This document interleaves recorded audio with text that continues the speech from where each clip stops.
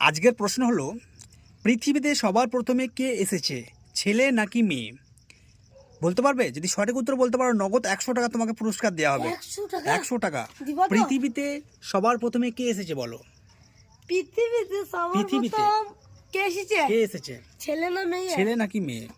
তো বন্ধুরা, তোমরা যদি জেনে থাকো অবশ্যই ফার্স্ট কমেন্ট করে দাও। পৃথিবীতে সবার প্রথমে কে এসেছে, ছেলে নাকি মেয়ে?